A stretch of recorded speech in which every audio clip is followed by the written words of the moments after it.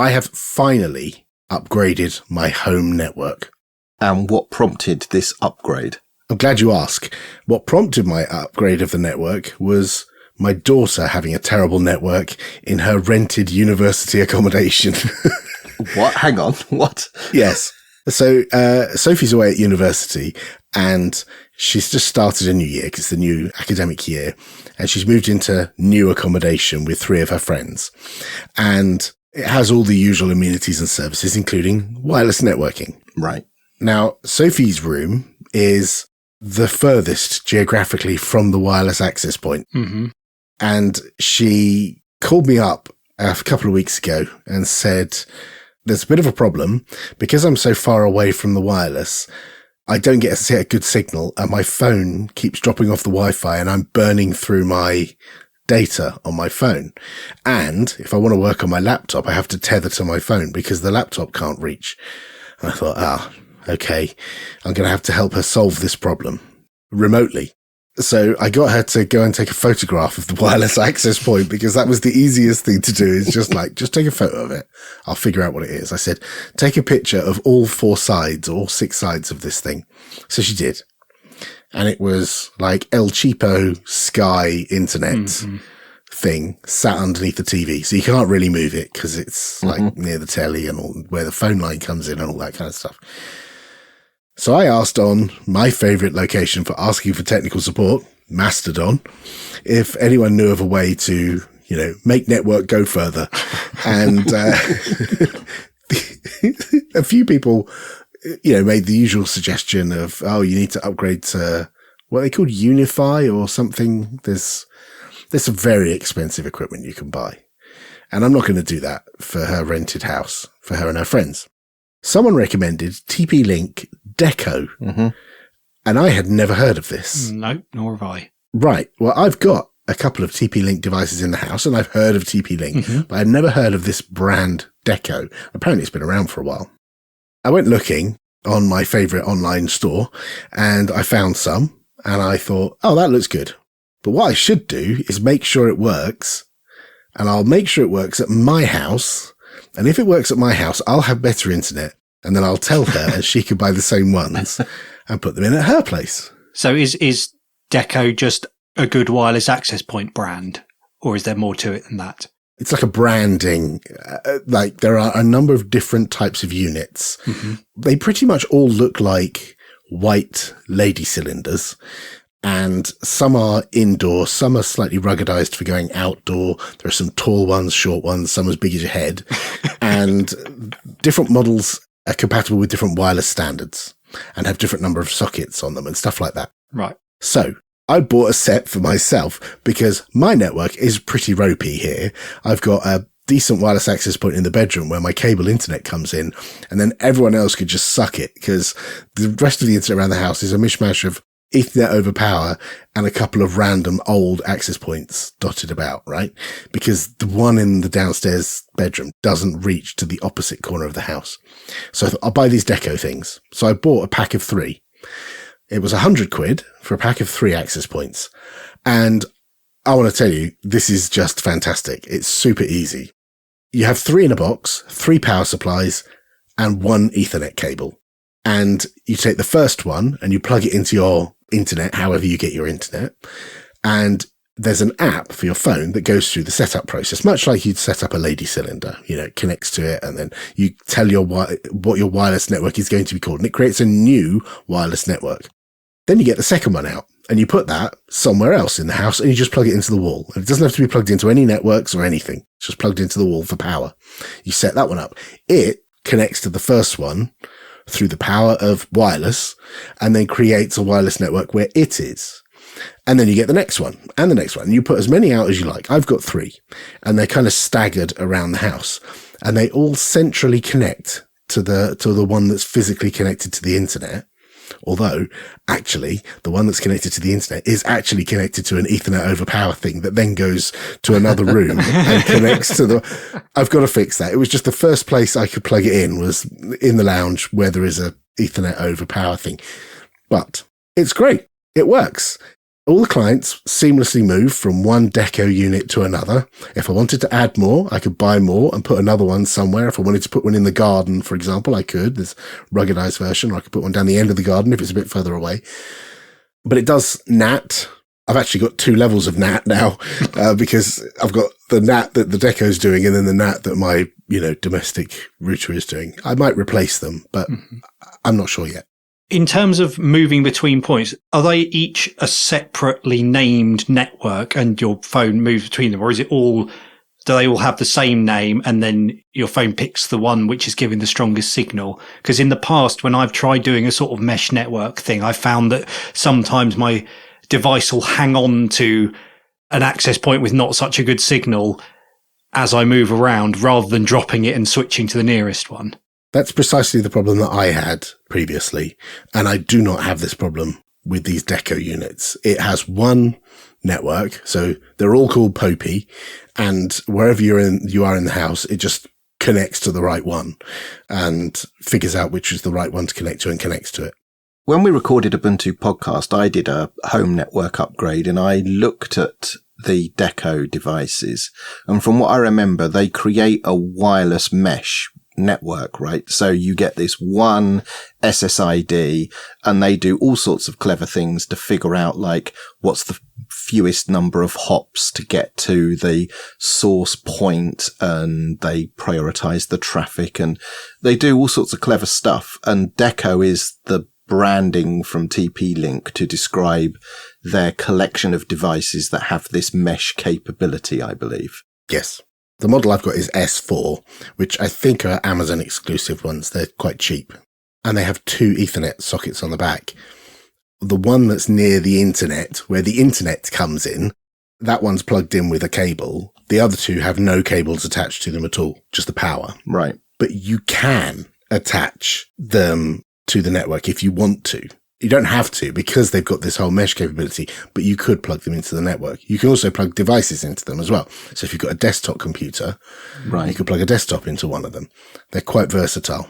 Yeah, so I think the dual Ethernet ports, you could optionally have wired Ethernet as the backhaul between the devices rather than them use a wireless network to provide that connectivity between the nodes of your mesh. Yeah, if you have an especially like very bricky house with like chunky walls and, ye olde construction that's like hard to get wireless signals through, then maybe you might need to do that. I haven't had to do that and it's been pretty robust and the kids haven't complained. So ultimately it was successful. I then told Sophie you should get them. So Sunday she phoned me up and said, is now a good time for you to walk me through how to do this? I'm like, I can walk you through it, but it's actually pretty easy. And so she put one in the lounge near the TV. Mm-hmm. She put another one out in the hallway, and then she put the third one right in her bedroom. And she gets perfect signal. Brilliant. She was using like fast.com on her phone and on her laptop. And I told her, just forget the other wireless network. Just like delete it from your phone and just use this one and you will have great success. And she shared the credentials with her housemates so they can all use it. They all benefit from having a better spread of wireless. But yeah, +1 would buy these again. They're good. It gets a Popey cheap Wi-Fi recommendation, 5 stars. Very good. And I should just add in closing that if anyone's wondering what Lady Cylinder is, Alan's referring to Echo Dots and things of that nature, the Home Assistant speakers. As I may have mentioned in the past, my gaming opportunities these days are a bit more limited than they used to be. I don't have, a whole Saturday to myself to sit there playing games anymore. But more recently, I've noticed that my daughter is getting interested in playing games herself. So this has given me the opportunity to play a bit more myself because I can now play games with her and I'm parenting, right? Yeah. It counts. It's allowed. Yeah. It is valid parenting, yes. But there are some challenges to gaming with a 3-year-old. Is she not very good at 360 no scope headshots? Is that a problem? Well, yeah, suitable games is certainly one of the challenges. What games can a 3-year-old get their head around and play effectively and enjoy? They don't have the longest attention spans. They tend to wander off from the point or just say, I'm not going to play for a bit, you play. And they don't have very big hands, so holding a big controller is difficult. Like she's tried playing when I've been like holding the Steam Deck or like a Switch Pro controller. She's tried using it and she actually has to reach her other hand round the back if she wants to press a trigger. She can't like hold the front and reach the triggers at the same time. That just doesn't work for her at the moment. Do they do like kid size full Xbox controllers with all the buttons? There are. I mean, I remember on the original Xbox, I think when they released in Japan, they actually released a smaller version of the controller because the original controller was enormous. Yes. And they found that, in some markets, just the average hand size was smaller. They weren't specifically designed for kids. But I've not actually looked at sort of third-party controllers designed for kids. Yeah, so I have looked at that. It was Xbox licensed controllers that are smaller. And I forget all of the brands, but if you search for Xbox controller small, you will find that there are several manufacturers that cater to that market, and several of them are actually quite decent. I will look through my notes and put a couple of links in the show notes to a couple that I've found in the past. Great. So I have had some success. The first point I thought I should try is some sort of educational games. And forever, there's been a suite of educational games on Linux called gcompri, which is, it's really good for just sort of the really basic computer skills, how to control a pointer, how to type, things like that. Because one of my daughter's favorite things to do when she sees me using the computer is come along and say, "Can I type?" And, she starts mashing on my IDE and shoving loads of stuff into my program. Yeah. So, it's really handy just to be able to bring up gcompri and say, there you go, just mash the keyboard until you get bored. I have discovered with all of my nieces that desire just to make characters appear on the screen is very strong with all of them at sort of, preschool age. Yes. And also just point and click as well. Right. Just clicking on things and making ducks go quack and things like that. Yep. I've not tried it yet, but I found out that there is actually a version for Android, which I assume is sort of touchscreen based, because she does have a tablet with some games on that she plays by herself. And the instinct when she sees my laptop is to start poking at things on the screen as well. Yeah. So I'm interested to try the Android version.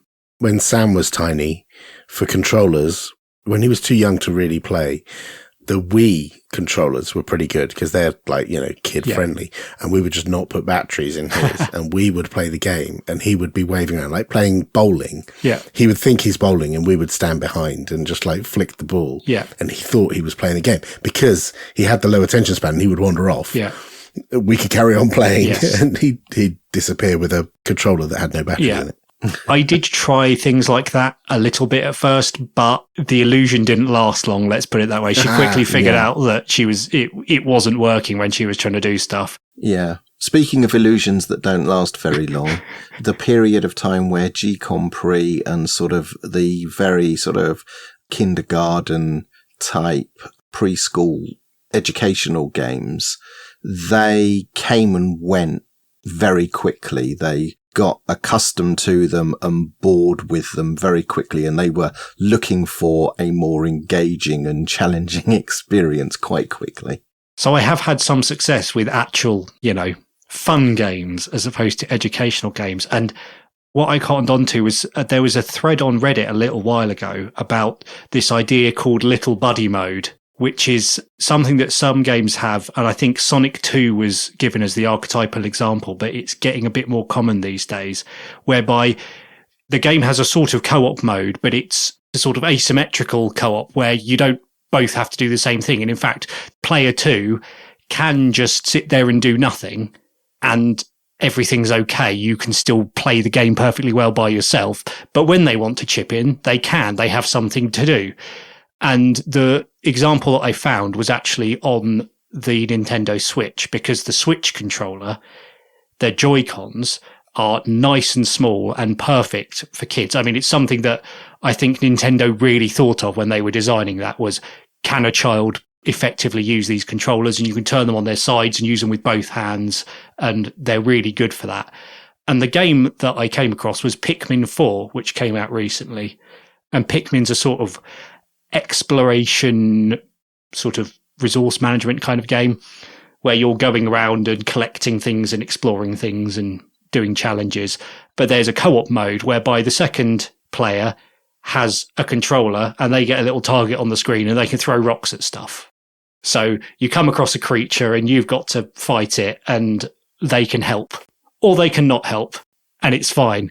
And in doing that, that's enough for her to get engaged, to ask what's going on, to follow the story.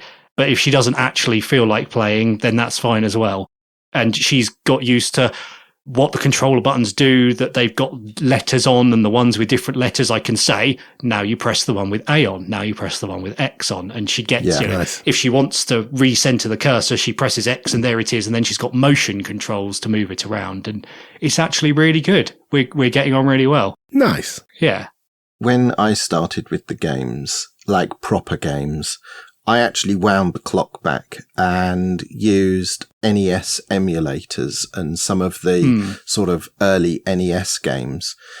I did try the arcade games, but that was complicated by the fact that you have to understand it's a virtual arcade machine and you're putting coins in it, and explaining that concept was just too much. So actually using emulators for consoles where all of the buttons on the controller are the thing that you need to do, and it's just start and play and moving around. And I used recreated NES style controllers because they are quite small and they've only got the two A-B buttons and the directional pad. And we started with some simple games there, things like the Mario games. Yeah. But what I discovered was when my daughter was younger, any games that had like a time limit, she got quite a lot of anxiety about being put under pressure by the game. So we had to sort of find games which didn't apply pressure or concern or jeopardy. And we quickly moved on to Steam, and there was a couple of games on Steam that we really found to be great. And one is Toki-Tori, which is a puzzle game, which is sort of very much turn-based, and you can wind the clock back. So if you make a mistake, you can just sort of rewind back to a different point and make a different decision. I think Pikmin has a similar concept. You have a rewind time option. Yeah. And then the other thing that was hugely popular was when my daughter discovered Scratch, and then Griffpatch, I think their name is, who is a prolific Scratch developer, and they write loads of games and re-implement popular games in Scratch. And a lot of my daughter's early gaming was actually on Scratch, playing games that people have published on Scratch. Oh, nice. In terms of jeopardy, Sam's most frightening occurrence was when his character in Minecraft would go underwater and Sam just couldn't get him to swim back up again, and he'd start drowning. And Sam would like scream at me from the other room, he's drowning, And I'd have to come running in and hit the space bar to make him swim upwards. I was like, dude, just press space. Like, it's fine. Yeah. But some of those games that have a bit of jeopardy are quite hard. Yeah. But yeah, I'd love to hear from anyone else who's listening what sort of games they like to play with, particularly with young kids, particularly sort of little buddy mode style games. Really interested to know what other ones there are to try out. I have built an entirely solid-state NAS. It's passively cooled and it has no moving parts whatsoever. And what are you storing on this NAS? It's been a while since we've had a home server, and I'm using it to reserve our archive of DVDs and Blu-rays and CD dumps that I made last decade or whenever it was. We cancelled a bunch of streaming services earlier in the year that we didn't feel we were getting full value from, and we've reinstated Plex as one of the things on this server and our back catalogue of stuff to sort of fill in the gaps that you can't get from the couple of streaming services that we've kept around. So that was sort of the main crux of it. But it was also an opportunity for me to experiment with some spare parts I had, because this is the most ridiculous way to build a home server, I'm sure, but also to experiment with using NixOS as a server. So is this just a box with an SSD plugged into an Ethernet port? Oh no. Come on, Mark. Of course it isn't. So the first thing is there was a NUC that was made around 2016 called the Skull Canyon NUC, and it was the first gaming NUC. Now you can just ignore the gaming bit, but it was a decent performing NUC. And I got an aftermarket case for that NUC, which is made by a Casa, and it looks like a TIE fighter. And you take the main board out of the original case and you put it in this large finned aluminium case, and it's an entirely passively cooled case. So there's no fans. It's got a whole bunch of heat pipes that radiate out to these TIE Fighter-esque blades at the edge, and the whole thing is passively cooled and therefore silent, which is actually quite a desirable property because the fan in the original Skull Canyon NUC was massively whiny. And Joe, our producer, used to complain endlessly about the noise coming from my little NUC when I used to record podcasts. So that bit's silent. But then I had a Thunderbolt enclosure that takes multiple cards that was gifted to me. It's a hand-me-down from a Apple Mac Music Studio, and the purpose of this multi-card Thunderbolt enclosure is you put multiple sound cards in it in order to create, a sophisticated mixing studio using, is it Pro Logic or Logic Pro? One of those. So when you say cards, we're talking PCIe cards? Yes. PCI Express cards, yeah. And it takes 3 of those. It's 2 that are 8 times and 1 that is 4 times is what's in there. So I was gifted this, and I also happen to have a couple of interesting cards, which are PCI cards that you can put 4 M.2 SATA sticks on each card. So these are not the 2.5 inch drives. These are the drives that look like chewing gum sticks, but these are not PCI Express NVMe drives. They use the SATA protocol, so they are slower, but you can put 4 of these drives on each card. So with 2 of these cards, I can have 8 drives inside this Thunderbolt enclosure, and then connect that Thunderbolt enclosure to the back of the NUC, and now I have 8 drives available. Which obviously you've set up as a giant pool of ZFS, right? Well, you were close. You're a couple of letters off there. A giant pool of XFS is what I have. Got it. So each of these cards has 4 terabyte SSDs on it. So that exposes a total of 32 terabytes of storage. And then due to the RAID that I'm using, that's actually 24 terabytes of usable storage, which is a significant upgrade from the 6 terabytes that I had on the spinning Rust that we originally had connected to this. You say they're slower. They're slower than NVMe would be, but they're still significantly faster than a spinning drive would be. Yes, indeed. So the theoretical speeds is around 540 megabytes per second sequential read and write for each drive. And when they're aggregated, each card of 4, I can push data through a whole card at the speed of a single SATA SSD. So I get that sort of approximately 500 megabytes of throughput. If you're like streaming films from it, unless you're doing it in 8K and there's 6 people in the house doing it, surely it's not going to be a problem. It's not. You didn't do this for the speed. Well, I don't know. What else is on there? It can't just be Plex. There's got to be other stuff on there that's maybe more intensive. There is other stuff on there. I didn't do it for speed. I mean, for example, when I'm streaming stuff off this, I can saturate the gigabit interface that the Ethernet has on this device with overhead to spare. So I could be doing large backups internally on the device, and streaming, movies don't actually compete with one another. So it's by no means bleeding edge, but it's more than adequate for a home server for streaming stuff. And because this Skull Canyon NUC was a gaming NUC, it's got all the hardware on the CPU to do hardware accelerated transcoding. So you can actually sort of, take your 4K stuff that you ripped off your Blu-rays, but stream that over like 1080p down to the devices on the network. So Plex was where this sort of started, but I was then interested in, well, what else could I do with it? And the first thing I wanted to do was, because there are no fans, I wanted to make sure this thing wasn't overheating. So I installed NetData, which is very nice. If you've ever used anything like Grafana, it's like Grafana, except it works intelligently by default. So what do I mean by that? It enumerates your system and automatically creates a whole bunch of time series metrics based on everything that's on your machine, hardware and software. And you can then create alerts from that. So it was very easy to actually just make that go and then actually check on all of the important stuff. So I quite like NetData for sort of home users. It's a really nice way to monitor your server without spending ages getting into sort of, proper, let's call it web scale solutions.